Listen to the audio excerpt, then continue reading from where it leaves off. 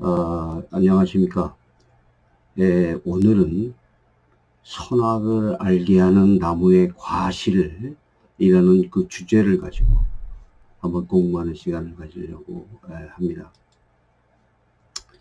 그동안 개별적으로 선악과에 대한 많은 질문과 의문이 있었습니다. 예를 들면요, 선악과가 어떤 종류의 과실인가부터 시작하여 과실을 먹게 됨으로써 어떻게 선악을 알게 되느냐, 뭐 이런 질문도 있었고요. 과실을 먹기 전에는 선악을 몰랐다는 뜻이냐, 또 과실을 먹는 것이 어떻게 죄가 되느냐, 뭐 이런 질문들이 많이 있었습니다. 그래서 이러한 문제에 대해서 성경적인 내용을 한번 살펴보려고 합니다. 제가 이 내용을 설명하기 이전에 좀 당부를 드릴 것이 있는데, 또 혹시라도 필자가 이 창조 기사나 에덴 동산의 사건을 모두 사실이 아니라고 부정한다는 뭐 그런 오해는 하지 않기를 바랍니다. 필자는 자유주의적인 그런 신학을 가진 사람이 아니라 상당히 보수적인 그 신학을 가진 사람입니다. 또 필자는 첫사람 아담의 창조와 에덴 동산 등을 단지 비유와 상징을 뜻하는 설화다 이렇게 생각하지 않습니다. 제가 말하려고 하는 그 의도는 선악을 알게 하는 나무, 그 과실이 무엇을 의미하느냐는 어떤 신학적인 고찰, 또 정통신학적인 많은 참고를 인용하여 살펴보려고 하는 것입니다. 가장 많은 그 질문의 유형을 한번 다시 정리하자면, 첫 번째, 선악을 알게 하는 나무의 과실과 생명나무의 과실은 어떤 종류의 과실이냐. 두 번째, 과실을 먹으면 어떻게 선악을 알게 되느냐. 세 번째, 과실을 먹은 것이 어떻게 죄가 되며 어떻게 생명이 되느냐. 네 번째, 선악을 알게 하는 나무는 무엇을 뜻하며 생명나무의 과실은 무엇을 뜻하느냐. 다섯 번째, 하나님은 아담이 과실을 먹지 못하도록 창조할 수 있지 않았느냐. 하나님이 아담이 과실을 먹는 것을 이미 미리 알고 있었다면 원죄의 원인은 하나님에게 있지 않느냐. 이런 그 다섯 가지의 질문에 대해서 가능한 한 성경적으로 한번 살펴보려고 합니다. 자, 우리는 선악과의 과실이 어떤 과일인지에 대해서는 알 수가 없습니다. 어떤 사람은 복숭아다, 또 어떤 사람은 살구다, 어떤 사람은 사과다, 이런 그 내용은 성경에 없습니다. 그러나 인간의 원죄는 선악을 알게 하는 나무의 과실을 먹은 그 결과가 아닙니다. 또 이 나무에 장차 선악을 알게 하는 그 어떤 성분이나 주술적인 효과가 들어있다고 말할 수도 없습니다. 성경이 말하는 원죄는 하나님의 말씀을 불순종하고 과실을 먹은 그 행위 자체에 있다고 말할 수 있습니다. 마찬가지로 생명나무도 그 과실을 먹음으로써 그 과실에 영생을 보장하는 어떤 성분이나 효과가 있었다고 말할 수는 없습니다. 우리의 영생의 조건은 어떤 물질적인 과실을 먹은 결과가 아니고 오직 예수 그리스도를 믿는 믿음과 하나님의 은혜이기 때문입니다.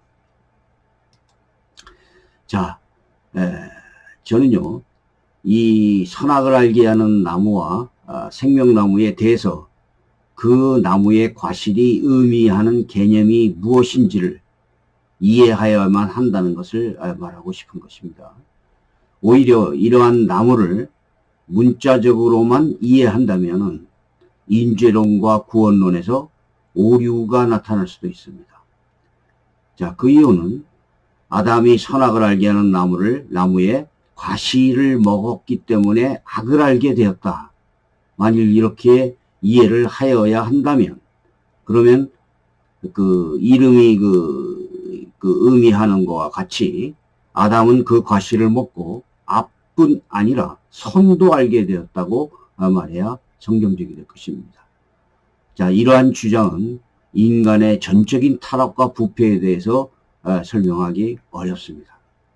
선악과는 먹지 말라고 하는 하나님의 언약을 불순종한 것이 바로 그 죄이며, 많은 성경학자와 신학자들은 생명나무를 그리스도의 예표라고 해석합니다. 물론 이단들은 이 생명나무를 교주 자신이라고 주장해 왔습니다. 자, 그러면 인간은 실제로 생명나무라는 과실을 먹고 영생하느냐, 아니면 예수를 믿고 영생하느냐, 이런 문제를 한번 생각해야 됩니다. 또 생명나무는 하나님이 접근하지 못하도록 막아놓았습니다. 창세기 3장 24절에 나오죠. 그러면 그 이후의 사람들은 모두 구원을 받지 못하였느냐, 이런 의문이 생길 수도 있습니다. 다음에 요한계시록 22장 2절에 강 좌우에 있는 생명나무는 무엇을 뜻하느냐. 또 요한계시록을 가감하면 생명나무와 거룩한 성에 참여하는 것을 제하게 한다, 이런 말씀이 계시록 22장 19절에 있죠. 끝까지 믿음을 지키고 이기는 자는 생명나무를 먹게 하여 주신다, 계시록 2장 7절에 이런 구절도 있습니다. 즉, 자, 우리가 자세히 알아야 할 것은, 분명히 알아야 될 것은, 우리는 생명나무를 먹은 결과로 천국에 가는 것이 아닙니다. 천국에 가야만 생명나무를 먹을 수 있다고 성경은 말하고 있습니다. 제가 많은 정통신학자들, 또 유명한 주석들, 또 신학서적들, 성경 사전들, 이런 걸 인용을 많이 합니다. 이것은 그거를 뭐 베끼려고 하는 것도 아니고, 그거 많이 옳다라고 말하기보다는 제가 몇 번 설명드렸죠. 이것은 제 견해가 이런 신학적인 견해와 다르지 않다, 이것을 말하기 위함입니다. 제 개인적인, 제 자의적인 견해가 아니다, 이것을 말하기 위하여 이러한 여러 가지 책을 인용하는 것입니다. 자, 루이스 볼컵의 기독교 신학개론 146쪽을 보니까 이렇게 나옵니다. 최초의 죄는 인간이 선악과를 먹음으로 존재하게 되었다. 이것을 먹음으로 죄가 된 것은 하나님께서 그것을 금하셨기 때문이다. 우리는 이것이 어떤 종류의 나무인지 알지 못한다. 그것은 선악을 알게 하는 나무로 불리워졌다. 왜냐하면 그 나무는 1. 인간의 미래의 상태가 선하게 될 것인지 악하게 될 것인지를 보여주도록 되어 있으며, 2. 또는 인간이 자기를 위하여 무엇이 선이고 무엇이 악인지를 결정하는 것을 하나님에 맡기든가 아니면 자신이 결정하도록 보여주도록 되어 있기 때문입니다. 이렇게 말하고 있습니다. 또 148쪽을 보니까 생명나무에서도 루이스 볼컵이 기록한 내용이 있는데요. 마지막으로 인간은 낙원에서 추방되었으며 생명나무에서 금지되었다. 이 생명나무는 행위언약에서 약속된 생명을 상징하는 것이다, 이렇게 나와 있습니다. 자, 우리가 행위언약, 또 은혜언약 이렇게 말하는데, 행위언약은 아담으로부터 맺은 언약이라고 말하고, 은혜언약은 그리스도로부터 맺은 언약, 이렇게 간단하게 설명을 할 수 있습니다. 자, 매튜엘리 주석을 보겠습니다. 이 동산에는 특별한 두 나무가 있었다. 땅에는 그와 같은 나물이 없었다. 그 한 나무는 동산 가운데 있는 생명나무였다. 이 나무는 아담에게 그가 무죄한 상태로 계속 순종만 하면 창조주가 베푸는 은혜로 말미암아 장수와 행복을, 더 나아가서는 불멸과 영원한 축복까지 받게 될 것을 보증하는 징표와 인증이 되도록 계획된 것이었다.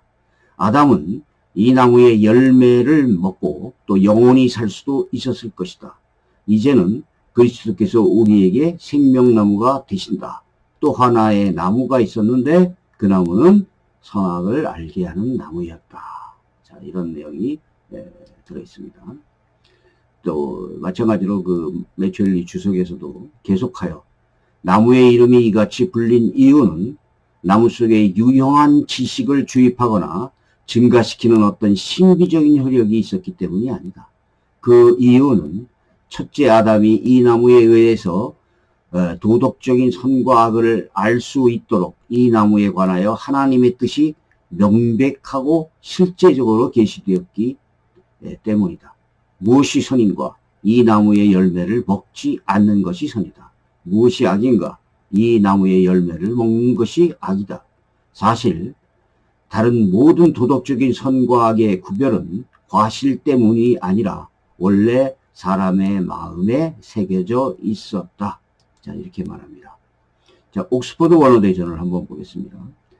16, 17절에서 하나님께서 인간을 향하여 동산나무의 실과는 임의로 먹되 동산 중앙에 생명나무와 함께 있던 선악을 알게 하는 나무의 그 실과는 먹지 말라고 명령하셨습니다. 그리고 선악과를 먹는 날에는 정령 죽으리라 경고하셨습니다.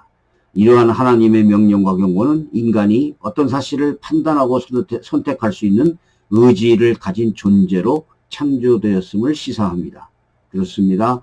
인간은 하나님의 형상을 따라 인격을 가진 존재로 창조되었고 또한 자신의 생각대로 판단 선택할 수 있는 자유의지도 부여받았습니다. 따라서 인간은 이러한 자유의지로서 하나님의 말씀에 순종하고 그것을 통해 진정한 자유와 기쁨과 행복을 누릴 수 있었습니다.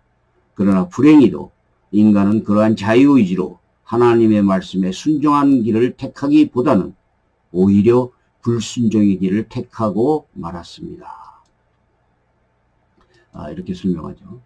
자, 1. 실제로 생명나무의 과실을 먹어야만 그 과실의 효과로 영생을 한다고 생각하면 구원론에 문제가 생기게 됩니다. 우리의 구원론은 오직 믿음과 오직 은혜로 구원을 받고 영생합니다. 이것은 신구약 모든 시대를 포함합니다. 문자적으로 어느 종류의 과실을 먹어야만 영생한다고 믿어야만 건전한 신앙이다. 뭐 이렇게 이해를 하면 안 됩니다. 우리의 영생은 하나님을 믿는 것에 달려 있으며 생명나무는 그것을 상징합니다. 창세기에서 인간이 범죄함으로 생명나무는 감추어져 있고 계시록에는 생명나무가 풍성한 과실을 맺고 있습니다. 두 번째, 선악과의 과실을 실제적인 것으로 받아들인다면 원죄론적인 문제가 심각한 문제점이 생깁니다. 선악과가 실제적이고 문자적이다라고 본다면 사람은 선악과를 먹기 전에 선악 알 수 없었다라는 그 결론이 되고 맙니다. 즉 아담과 하와는 무엇이 악인지 선인지도 모르는 존재였고 자유의지가 없는 로봇과 같은 존재가 되어야만 합니다.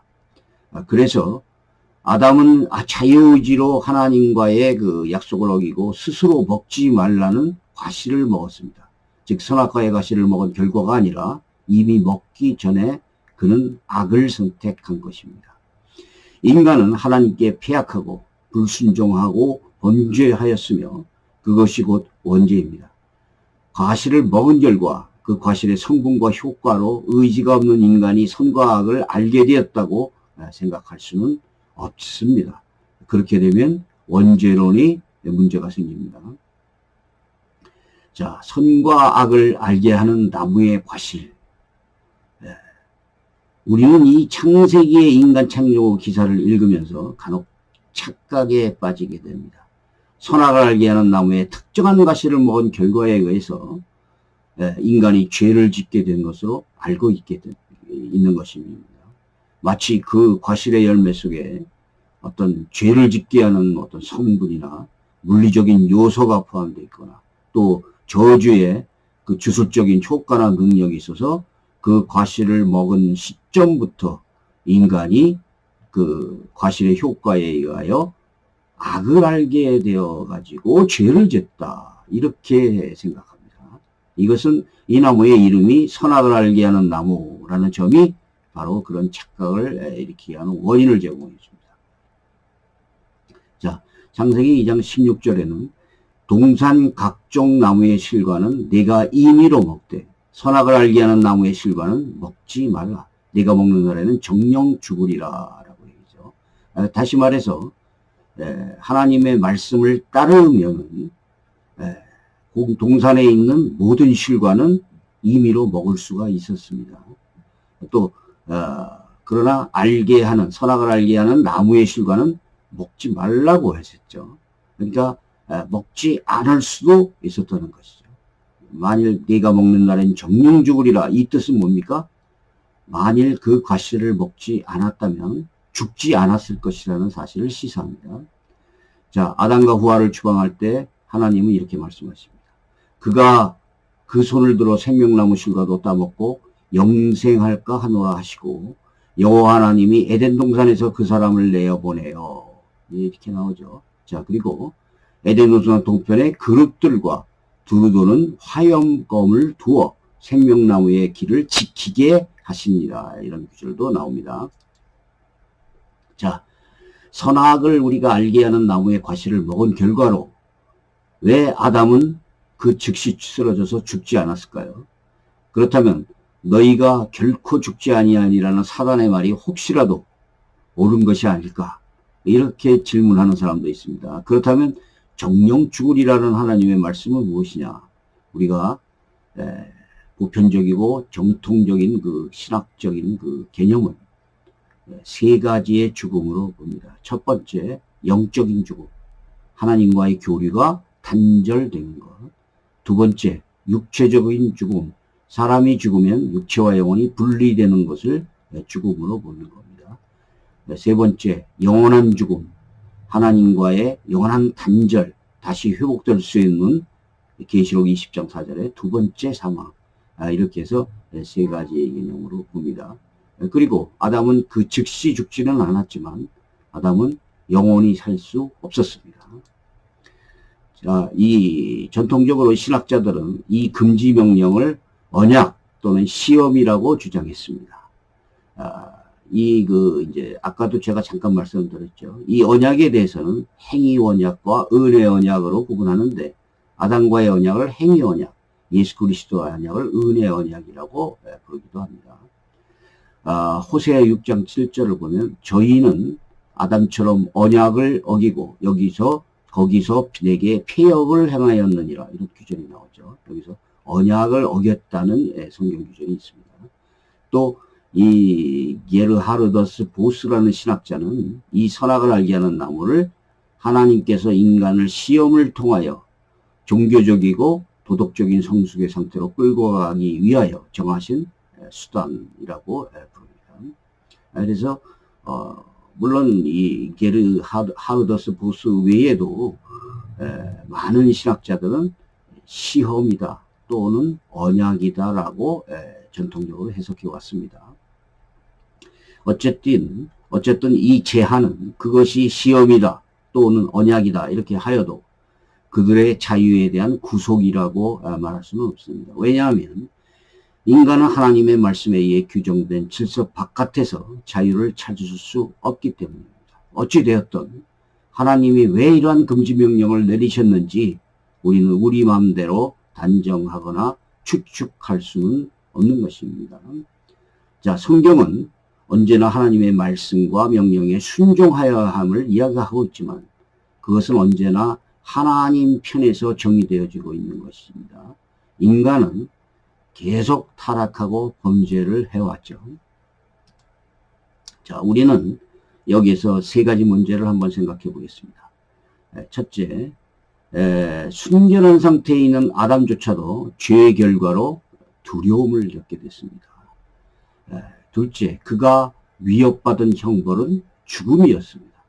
셋째, 이것은 죄의 즉각적인 결과로 오는 것이라고 성경은 경고하고 있습니다. 자, 그리고 아담은 선악을 알게 하는 나무의 실과를 먹지 말라는 시험을 받았으며 하나님께서 이러한 명령을 그의 순종을 시험한 것은 잘못이라고 말할 수 없습니다. 이에 대해서 다음 두 가지 이유를 들 수 있습니다. 첫째, 이 금지법은 순전히 입법자의 뜻에서 나왔기 때문입니다. 둘째, 이 금지법이 사람으로 하여금 마음의 소욕을 억제하게 만들기 때문입니다. 자, 세 번째, 하나님이 아담이 선악과를 먹을 것을 미리 알면서 금지 명령을 하셨다.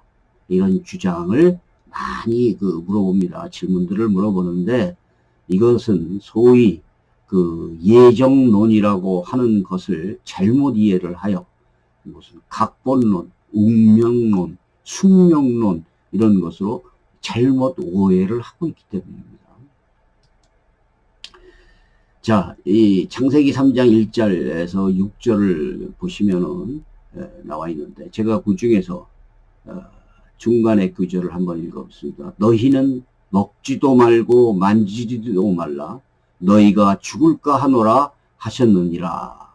자, 이거는 뭡니까? 아담과 하와가 뱀에게 설명하는 내용인데 먹지도 말라라고 했는데 뭐 만지지도 말라라고 말한 것은 아닙니다. 근데 뱀이 여자에게 이르되 너희가 결코 죽지 아니하리라. 자, 뱀은 여기 하나님은 아담과 하와가 하나님의 말씀을 설명하는데 너희가 죽을까 하노라 이렇게 했는데 뱀은 하나님같이 된다 이렇게 얘기를 해요. 그래서 여자가 나무를 보니까 먹음직도 하고 보암직도 하고 지혜롭기도 할 만큼 탐스럽게 한 나무인지라. 다시 말해서 이 하와가 이것을 보니까 어떤 욕망이 있었던 것입니다. 욕망. 그래서 자기의 의지에 따른 어떤 욕망 때문에 이것을 먹게 된 거죠. 하와는 과실을 먹으면 그 결과로 선악을 알게 되며 하나님같이 되며 결코 죽지 않는다는 뱀의 유혹을 듣고 육신적인 정욕, 안목적인 정욕, 지식적인 정욕을 느꼈습니다. 자, 여기서 육신적인 정욕은 뭡니까? 먹음직하다. 안목적인 정욕, 그건 뭡니까? 보암직하다. 지신적 정욕은 뭡니까? 지혜롭게 할 만큼 탐스럽기. 이런 것을 느낀 것이죠. 그래서 첫째 아담은 이 시험에서 실패하고 말았습니다. 그런데 성경은 예수 그리스도를 두 번째 아담, 마지막 아담이라고 설명하죠. 그래서 마지막 아담이신 예수님이 40일 금식 후에 마귀에게 시험을 받을 때 육신적 정욕과 돌을 떡으로 바꾸라. 이렇게 얘기죠. 안목적 정욕, 천하만국을 보이며 모든 것에와 영광을 주겠다. 그 다음에 지식적 정욕, 기록된 구약 성경을 왜곡해가지고 뛰어내리라고 유혹한 거죠. 그러니까 다시 말해서 성경을 잘못 해석하여 왜곡해가지고 뛰어내리라고 유혹을 한 것입니다. 그래서 이 두 번째 아담, 마지막 아담이신 예수님은 이 모든 것을 승리하셨습니다. 세 번째, 하나님은 아담이 선악과를 미리 알고, 먹을 것을 미리 알고 금지 명령을 내렸다. 이렇게 이제 말하는 사람이 있는데, 이거는 잘못된 생각입니다. 아담 안에서 모든 사람이 죽은 것 같이 그리스도 안에서 모든 사람이 삶을 얻으리라. 첫 사람은 시험에 넘어갔지만 둘째 사람은 시험을 이겼으며 첫 사람은 순종하지 않았지만 마지막 아담은 순종하였습니다. 자, 로마서 5장 19절. 한 사람의 순종치 아니함으로 많은 사람이 죄인 된 것 같이 한 사람의 순종하심으로 많은 사람이 의인이 되더라. 자, 요즘에 최근에 어떤 사람들이 능동적 순종, 수동적 순종 이런 걸 가지고 또 막 논쟁을 합니다. 그런데 이 성경 구절을 보면 예수 그리스도는 능동적으로 순종을 하신 것이죠. 시험을 이기신 것입니다. 그래서 여기 로마서 5장 19절을 보시면 한 사람의 순종치 아니함으로 많은 사람이 죄인 됐다. 한 사람의 순종하심으로 많은 사람이 의인이 될 것이다 라고 얘기하는 것입니다. 자, 혹가는 하나님이 아담이 죄를 짓지 못하도록 하였으면 되지 않겠느냐 이런 질문을 또 합니다. 그들도 예정론을 잘못 이해하고 있습니다. 하나님이 죄를 짓도록 예정하였다고 주장하면 뭐 운명론, 각본론, 숙명론 이런 것들로 착각을 하고 있는 거예요. 자유의지라고 하는 신학적 용어는 사람이 선을 선택할 수도 있고 악을 선택할 수도 있는 의지를 말합니다. 물론 그 자유의지 자체가 구원을 얻을 수 있는 것은 아닙니다. 구원을 획득할 수 있는 것도 아니고요. 그러나 단지 사람이 선을 선택할 수도 있고 악을 선택할 수 있는 그러한 의지를 말합니다. 자, 하나님은 사람에게 자유의지를 주셨습니다. 자, 이것은 하나님의 축복이라고 말할 수 있고 하나님의 은혜라고 말할 수 있습니다. 만일 사람에게 자유의지가 없었다면 죄를 선택하지는 않았겠죠. 그러나 그것은 의지가 없는 로봇이나 꼭두가시 인형에 불과합니다. 자, 사람은 하나님이 주신 자유의지를 잘 활용하여 말씀에 순종하여야 하는데도 불구하고 스스로 남용하여 죄를 선택한 것으로서 그 원인은 아담에게 있는 것입니다. 하나님이 죄의 원인이 되는 것은 아니죠. 자, 이렇게 성경은 말합니다. 그러나 우리 불의가 하나님의 의를 드러나게 하면 무슨 말 하리요? 내가 사람의 말하는 대로 말하노니 진노를 내시는 하나님이 불의하시냐? 결코 그렇지 아니하리라. 만일 그러하면 하나님께서 어찌 세상을 심판하시리요? 만일 하나님이 아담으로 하여금 과일을 먹게 하셨다라고 이상한 그 주장을 하시는 분에게 그러면 하나님이 어떻게 세상을 심판하겠습니까? 하나님이 불의하신 분입니까? 이렇게 로마서는 얘기하고 있는 것입니다. 자, 욥기 34장 10절에도 하나님은 결코 악을 행치 아니하시며 전능자는 결코 불의를 행치 아니하시고, 자, 전도서 7장 29절 하나님이 사람을 정직하게 지으셨으나 사람은 많은 꾀를 낸 것이다 라고 말합니다. 자, 인간에게 자유의지가 있다는 것은 하나님의 명령에 순종할 수도 있고 그것을 거절할 수도 있는 선택이 있다는 것입니다. 아담은 과실을 먹지 말라는 하나님의 명령을 불순종하였죠. 만약 인간에게 자유의지가 없었다면 아담은 아마 그 하나님 명령을 그대로 따를 수밖에 없었고 우리에게 원죄는 없었을 것입니다.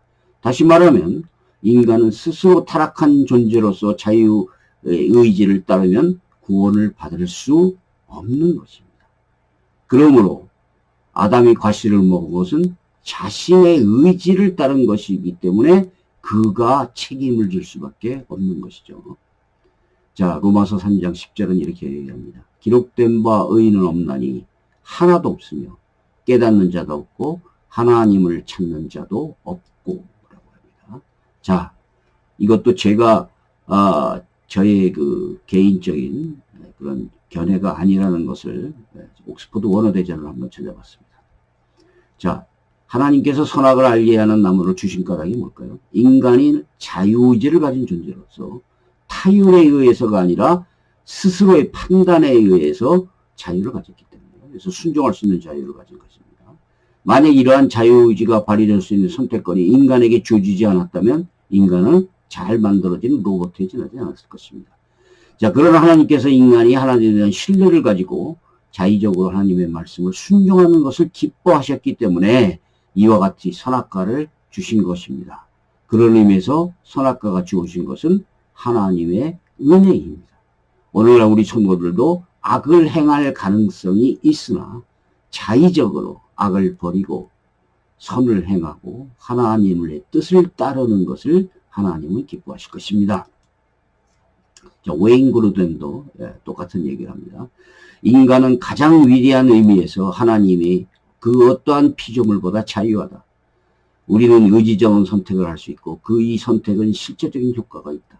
우리는 운명론이나 결정론에 빠져서 우리의 선택이 어쨌든 상관이 없었다고 말할 수는 없다. 그러나 만유의 섭리와 통제를 부인하는 사람들의 자유는 불가능한 것이다. 자, 하나님이 완전한 다스림을 부정하는 완전한 자유란 불가능하다. 자, 그래서 우리가 어떤 죄를 지거나 어떤 악을 택하는 것은 바로 우리의 자유의지 때문입니다. 하나님이 그렇게 예정했다고 그렇게 보는 것이 아니라 어떤 운명론이 아니죠. 결정론도 아닙니다. 그래서 우리의 책임으로 우리가 심판을 받는 것입니다. 자, 이것을 잘 이해하셔야 되고, 그래서 오늘은 여기 선악과의 과실에 대한 많은 질문들에 대해서 종합적으로 답변을 한번 만들어 본 것입니다. 감사합니다. 여기까지 하겠습니다.